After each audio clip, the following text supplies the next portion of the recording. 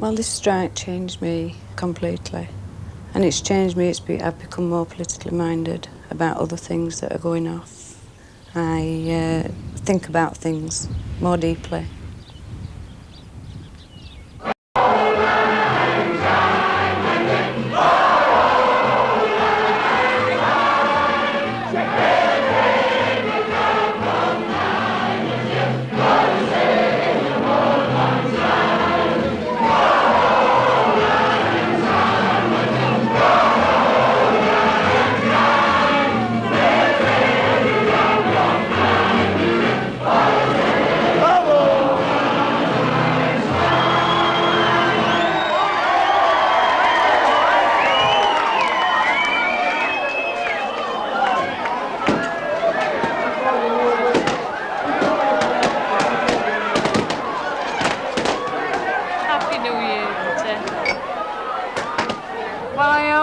That we win this battle, and I hope that we win and secure jobs for our young people, for our children, and I hope it will be a good year, a prosperous new year. This dispute, it's not only changed women's views, it's woken women up, not only politically, but community-wise, because community is everything, and if you've got that community spirit, that's everything. That's what we're fighting for. That's what we're fighting to keep. We know what we've got to lose, and we know what we've got to fight for. Well, she didn't reckon on women, and I think women in this battle have become stronger than they thought they were. We've got because they've got children and the feelings for the children and what they want for the children. And I think every woman in this community should stand up and be counted for the children. We're a group of women that got together at the beginning of the strike. We as women decided that we would go out and try and raise funds to feed our single miners. These are clothes from Denmark. These were sent by the Denmark people for the miners. And what they do is we put them here and the miners come in and they can take anything that they are in need of out of these clothes. Well, keep holding. I mean, if the pits go, then I don't know what they're going to do. So we as women, and we've children. I mean, I've one 8-year-old, I've one at 15. I mean, he wants to go into army. But my heart bleeds for my 8-year-old because I just dread to think what things will be like when it comes for up to him to leave school. I mean, things are bad enough now, but what's it going to be like when he comes up to leaving school? But hasn't it affected the balance of the family, with your husband being at home, being on strike, and you going out to work? Well, yes, because he took my role over at home. I mean, he does the housework and cooks and looks after the children. I mean, we have had to spend a lot of time down here organising different things. So Gordon has took over my role at home, more or less, you know.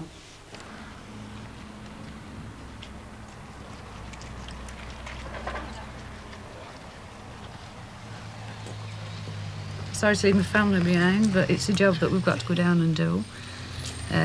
Exciting because we're going to go meet our friends that we've met down there, and the support that we've had down there has been fantastic. And now it's become home from home, going down there. It's lovely. Do you get annoyed at the amount of time Beryl spends with Flag? Not really. It does get a bit under your skin sometimes, but we cope. How do you feel when Beryl goes off to London? A little bit empty, I suppose. Bit apprehensive. For her, I hope she'll have a good time and enjoy and be successful while they're down there. Well, I'm glad weather's a lot better than it was yesterday. It's been lovely. 4 inches must have dropped in a couple of hours. When you're at home, everyone knows what this strike is all about. And you come week after week down here and you always meet someone that doesn't know half of what this strike is about. Take some photostat copies of it and hand them out. Yorkshire Miner, please. Yorkshire Miner. Spot the miners, please. Right, thank you very much. Thank you. And a lot of people didn't know there are single miners weren't getting a penny. And they were flabbergasted when we told them, and they said, well, how are they being fed? What do they live on? And I said, well, that is why we're down here. This is why we're collecting money down here, and the money that we collect down here goes back to Yorkshire to feed them. Yeah, we're getting support. We've had fantastic support here, absolutely fantastic. It's been great. We've met a lot of friends and it's been smashing, really has, yeah. Yorkshire miners, spot the miners, please.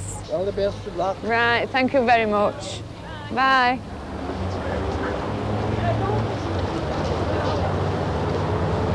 Hello. Hello.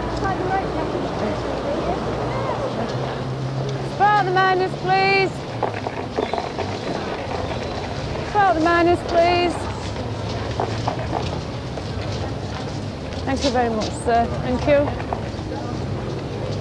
Spot the miners, please. Yorkshire miner. Beryl, have you ever done anything like this in your life before? No, never. And I never thought I could. What does it feel like? Well, when we first started collecting, it felt like begging. But people have been that fantastic with the support that they've made it easy for us to collect. You look as if you're beginning to enjoy it all. I do. I really enjoy it. And when this is over, I don't know what I'll do. It's great. You know, the feeling and everything is great. Being on streets of London for a start, it's fantastic. It's lovely. FLAG has set up a headquarters in London where the 12 women organise for 40 men a week to come down and collect on the streets. We can't yet. They raise over £1,000 a week.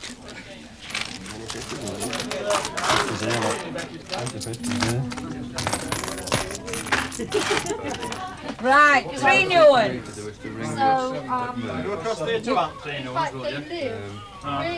Your first time down, aren't you? Rule is down here. Your accommodation, I'm telling you now, you must not in no way abuse these people who are putting you up. Because these people put lads up every other week and that. And rule is here that that's your first rule, is that you do not abuse it in any way. If you do, you're straight back up home. You want a breakfast no later than quarter to 9. We both like Kellogg's It's not a cereal, it's really nice today. It's got that crispy. Where's that been? Today, outside that supermarket, weight rolls. We had a bad patch yesterday though, because it was raining. We only got 24 quid, or 22, something like that. Got 34 today though. My road is closer. So I'm going to have to put somebody on. But John Rose is going to be the easiest one to put off because I know he's using his front room for something else tonight, so you can go there until 11:30 to 12 anyway. Okay, why don't I put you with Fran and I'll give John Rose a quick pass then. I'm thinking, are they going to miss their Women from Hampstead and Highgate Labour Party have offered accommodation and hospitality to the FLAG women. We haven't got anyone staying with us at the moment. Yeah, because we've got drains problems. Throw me. But the differences between north and south and sort of small town and city, it's quite something. But people bring food to the stall. I do the food stall. People bring food to the stall. And you told me sometime about you weren't getting enough sugar. Yeah. Well, yeah. I knew that was because people here think sugar is bad for you. Yeah. And don't eat sugar. And when somebody came up to the stall and said, what is needed? And I said, well, I think sugar is something that's needed. And he said, oh, I see. And he went off to the store and he came back with this extremely refined brown sugar because he couldn't bring himself to make the white stuff. Yeah, I mean, you've got loads of sort of things like lentils and brown rice. Brown rice and brown breads, not cornflakes and things. And spaghetti that was spaghetti, not in tins. Yeah. That's right, yes. And red beans. Your red beans at the beginning. I think that women's movement in London is that, not being nasty, but it's that much more advanced than it is in Yorkshire. And I think probably the most exciting thing is the way we see it's affected the women up there.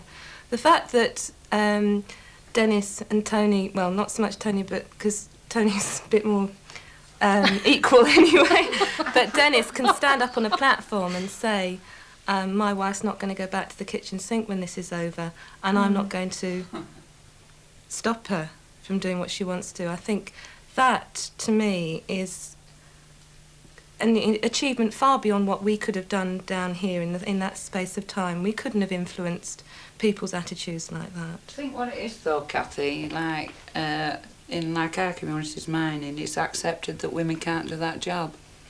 Yeah. You know, and that... They do in America. I think, as lots of people have said, the most interesting thing has been the closeness that developed between two very different communities. And I know myself, coming from a rural background and being surrounded by pits that have closed down over the years in South Wales, I moved to London and completely forgotten what community life was like, I think. And sort of, you realise, walking around London, the standard of living is very high and your expectations are quite high. But I began to realise that perhaps this wasn't everything. And but yes, and I mean, it's brought back the classes to our part of London that we don't have any. I mean, we're a very middle class area. I mean, we've been... It's only a small gap now between Yorkshire and London, isn't it? Where they were thinking of all miles away. I think they're far in front of us in politics.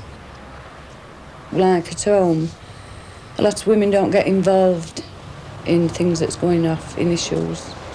And they do down here. They get involved in everything that's happening down here. And I think it's great. Do you feel you've gained something personally from these trips? Yes, it's broadened my outlook on life. I've gained a lot by talking to other women, because I've sat at home and felt so frustrated about things I believe in, but never ever got up and done anything about it. Now I feel that I will get up, and after this strike is over, that I will get involved in a lot more things. Do you think it's changed you? Yes. It's changed me. I'm more outgoing, I'm more confidence in myself. I mean, I never thought I could get up and speak, or even be on a television film. I were a person that liked a bit of privacy and in my own home, and to just be with my family, that were enough. But now, it's not quite enough. I feel that I want to offer something to other people.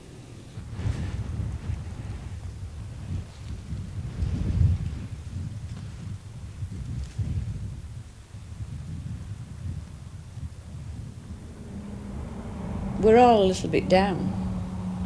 I don't mean down, do you know? Do you just get a little bit down sometimes that it's going to crumble? But yet they've got that, in our area, they've got that fight there. They've still got that fight. And the will to win. The will to win in our area is tremendous. The coal board say there's been another big return to work today. They claim that so far another 625 miners have gone back. Well, I think when you're living with it every day, and you've got it in your own village, what's exactly happening, and then they show it on the television, it just doesn't ring true. It's just not true what they put on. I mean, you can have a picket line where men have been on a picket line for 10 hours and peacefully picketed, and there might have been 2 or 3 minutes where there's been a skirmish with police or police against pickets, and that is the only peace that they show. They don't show the peaceful picketing. Why not? I mean, you've 10 hours there of peaceful picketing. Why don't they show that? Why do they always have to show a miner in a bad light? How are you keeping up to date then? Well, we have a newspaper. They call it the Voice of Frickley. It's a rank and file newsletter. It's put together by some of the lads that work at Frickley Pit. And this is to put the truth out, not lies. You stopped watching television at one point, didn't you? Well, I don't watch it much now. I haven't patience with it, actually. because of the coverage that they've given us. The same with the paper. I don't have a paper anymore because I just don't believe them either. I think the coverage that they've given us has been shocking. Before the strike, did you believe everything you saw on television? Well, you just used to sit down and watch the news and take it in and believe it, you know, but now I question everything, and I will question everything.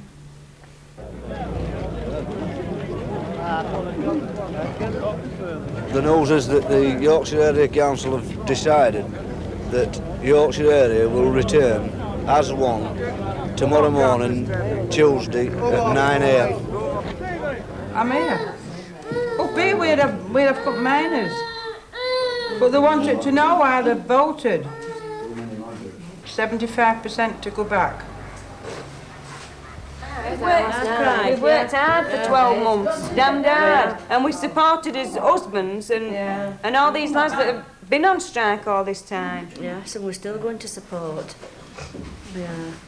And I'm proud of them. Yeah, we all are, I think. Yeah, we all are. Definitely.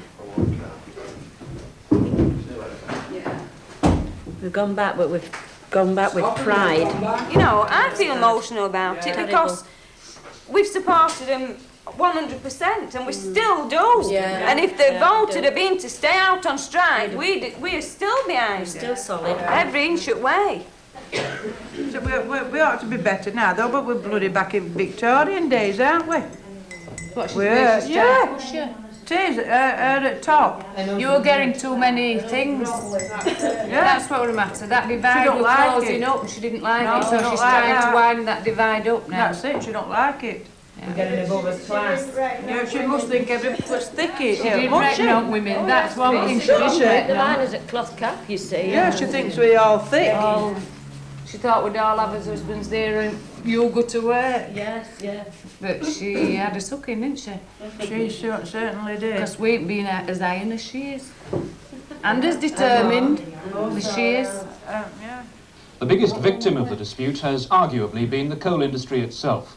The Coal Board has lost more than £1 billion because of the strike, and full recovery will take months. It's all right, Michael Eaton getting on about the damage that the men have done to the pits. But what about the damage they've done to the villagers and the people that live in the villages? They've not thought about that. Just because I believe it's just to break the NUM. And they spent all that money just to break the NUM. And if people think that's justice, then I don't. Their President Arthur Scargill said of the men who stayed out until the bitter end, "You have won the greatest battle of all time." A Yorkshire miner said to their leader, "We don't deserve that lad Scargill. It's the miners who've stabbed him in the back." Do you think of it as a defeat? No, certainly not. We've won a lot in this strike. We've shown what kind of people we are and that we're willing to give up money for other values that we value, such as jobs for our young children and a better community. What do you think Mrs. Thatcher will be thinking of the miners now? Well, I should think she thinks she's won us, but I'm afraid she hasn't. And I'm afraid she's got a lot more to come as Margaret Thatcher. Because I thank her for one thing, and that is that she's made us all more politically aware of what is going on and what her policies are. And we will fight her policies. Sisters and brothers, comrades and friends, I speak to you today on behalf of Women Against Pit Closures at the end of a most momentous week for all of us in the mining communities. Comrades and friends, I want to bring warm fraternal greetings from the National Executive Committee, the whole of the National Union of Mine Workers, to this Women's International Rally. I have never felt as proud to be bringing greetings as I have today to women who have stamped indelibly their mark upon history and certainly on this dispute over the past 12 months. Seen all the banners and all the women still in the action groups listening to Arthur Scargill speak. And I think if all these women stick together now and achieve what we've achieved in this strike in the zone of communities, in fighting education and rate capping and everything else, it'd be fantastic. She's got a lot to reckon with.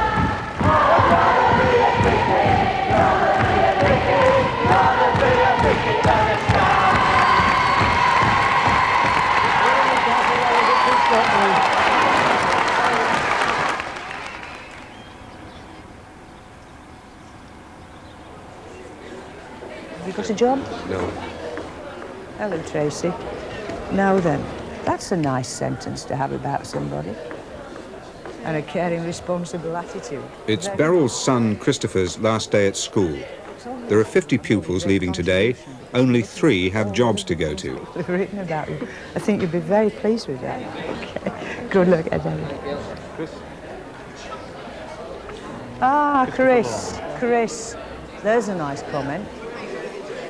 Notice my comment on the bottom.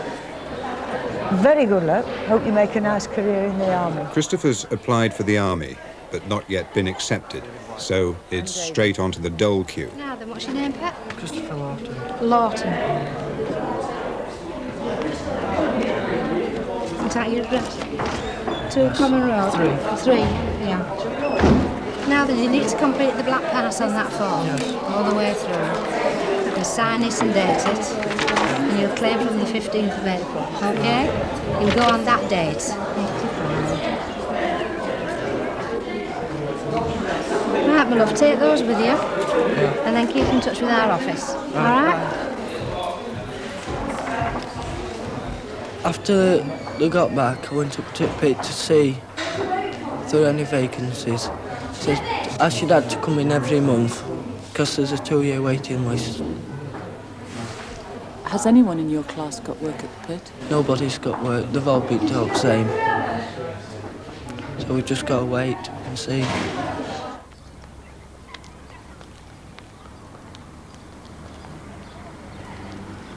I mean, we used to hear of unemployment in other places, and we used to think, it must be awful. It must be terrible, and we were lucky that it never hit us. And in 12 months, it really has hit us. It is with a bang.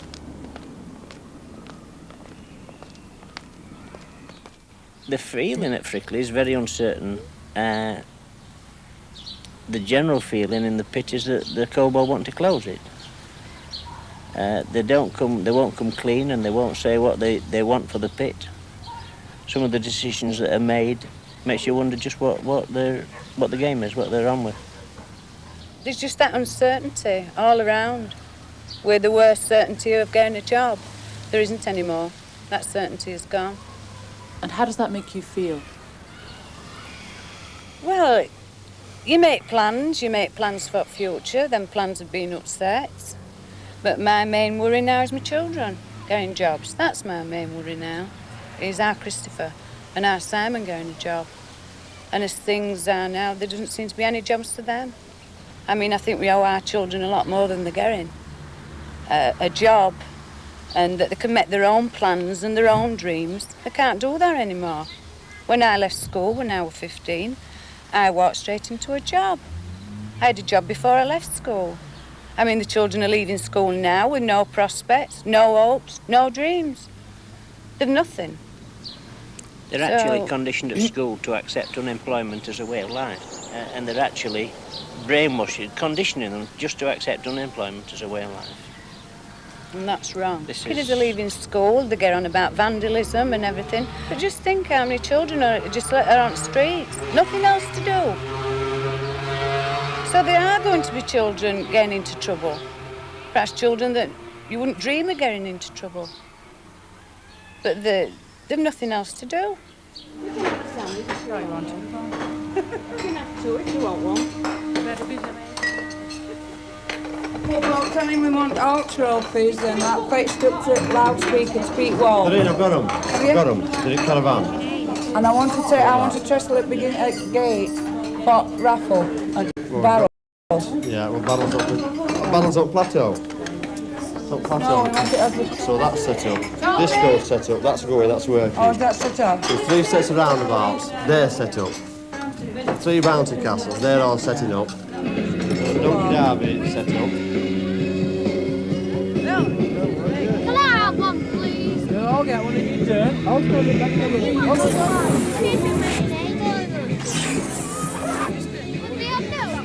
And it's to compensate our children for not having an holiday this year.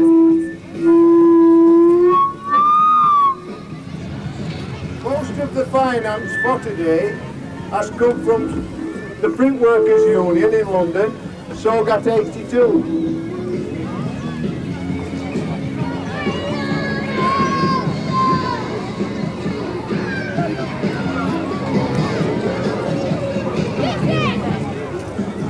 Been giving children free rides, free donkey rides, free ice cream, crisps and pop. Can I sign a lolly, please? Sign a lolly, please. 3 lollies. Right, love. 3 ice creams with 3. Johnson.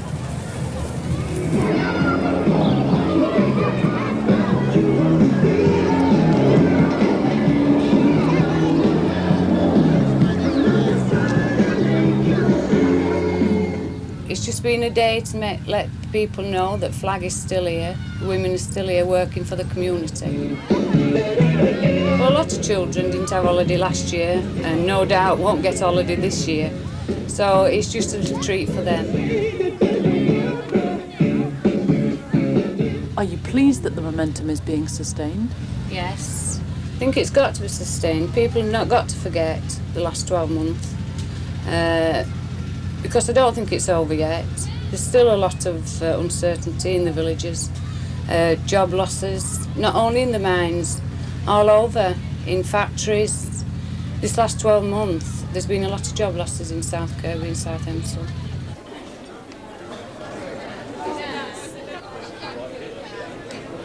Although we had to go back behind his banners with his heads up, we were on his knees, and nobody even kid themselves that we weren't.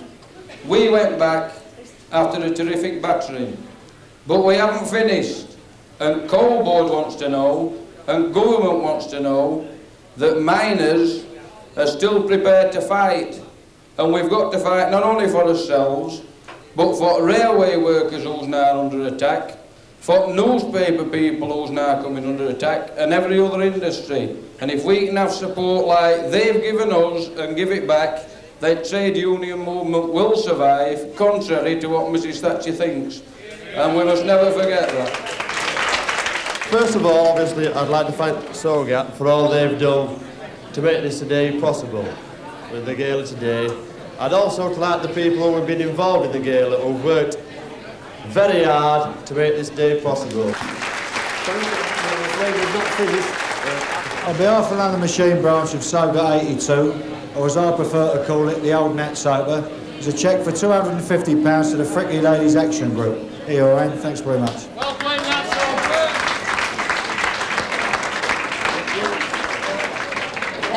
Just one more presentation, ladies and gentlemen, Elaine.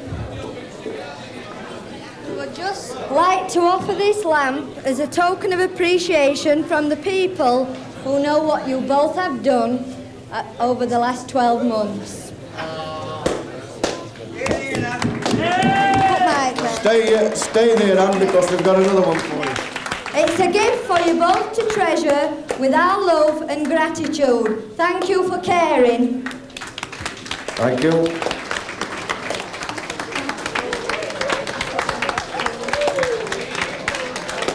Here's the big moment. Go on, pull it on. That's the idea.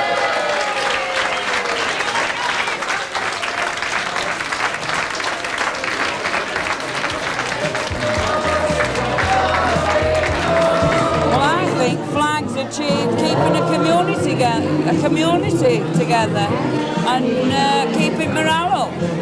And as things are now, we're worse off now than we were during strike.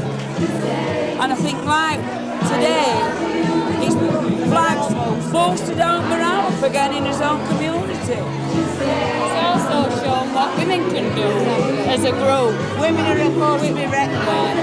We've come too far in this strike, and we're not going behind kitchen sink anymore. What about the links with London? Do you think they're going to be sustained? Yes, yes, definitely. It will be sustained because the two Labour parties are linked closer together now.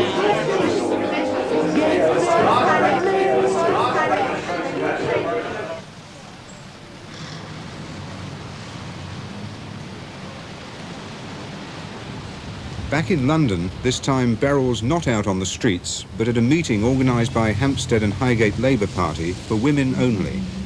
And then there's another strand of thought which says that actually men are the main enemy. It's not like the ruling class or the capitalist class or the bosses that are the enemy, but men are the enemy. And therefore women should fight separately, not only from the kind of ruling class, but from the labour movement itself. And that's another kind of strand of thought about the way in which women organise. Now, as far as I'm concerned, and as far as women in briefing are concerned, neither of those things are right. Before a strike, we as women were kitchen sink women, where I think the women in London were very active. And what we wanted to learn from the London women, how to go about being active and how we go about demonstrating and doing, you know, getting things the best for our community. Like they want the best for where they live. And they go out and demonstrate, make sure that they get it. And this is what we want. You know, we want to learn. I think that you feel freer to talk among women because a lot of the men are more used to public speaking and they get up and they start speaking and you think, well, I was going to say something, but I can't make it sound as good as them. But when you're women together, you don't feel that they'd ridicule you as much if you say something wrong. And it just gives you that bit more freedom to speak, I think. How is the atmosphere different? Well, I think you can stand up and say what you feel and you think without feeling that you've made a fool of yourself. Because I think still some of the men think you should still be behind the kitchen sink. And we're women that's been liberated by strike and no way are we going to do it again. If we find that there are issues in our community that we want to demonstrate about, then we will demonstrate about it. And we will talk about it. I think the women from Yorkshire have taught us a lot about how to, well, about sheer determination and sticking at what you believe in. I think whereas we may have taken some of the campaigning we've been involved in, sometimes as a little bit of an optional extra, they have shown us what it means to go through a real life and death struggle and to stick at it under the most difficult circumstances.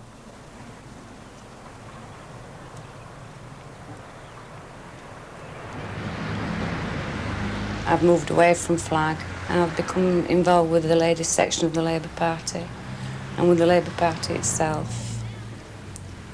And I'm more interested in politics and how things work and how we can change things. The women from the South are giving you a lot of support and help. Do you agree with all of their views, though, about feminism? Not entirely. They live different lives to us down there. Perhaps this is why we were fighting for a community. We are a community. In London it seems a different way of life. But as aims are the same. And they've been fantastic, the women down there. And a lot of what they believe, we believe. But about men, men are an important part in our lives up here. And women down there seem a lot stronger and they can do a lot of things without men that we can't. Because we are families and communities. What do you feel when you look at where women are in society? Well, I don't think there's enough women pushed forward in politics or in top jobs, because I'm sure they can do them as well as the man can do them. But I mean, things are changing. Men are taking more interest in their homes. There's a lot of men having to work at home while the women go out, wives go out to work. I mean, I go out to work full time and Gordon works, but we share the housework. If something wants doing when he comes in, then he does it. Like he cooks the meals. And I don't know how these women go on, or their husbands don't help them. How do you feel about the last year? Bitter. Hurt that we didn't get the support that we should have got. And that our men had to go back to work, like they had to go back to work. But at least they went back to work with their heads held high.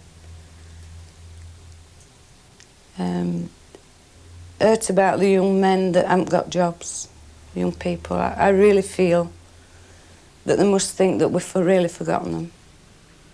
Do you think you've been getting stronger throughout this year? Yes.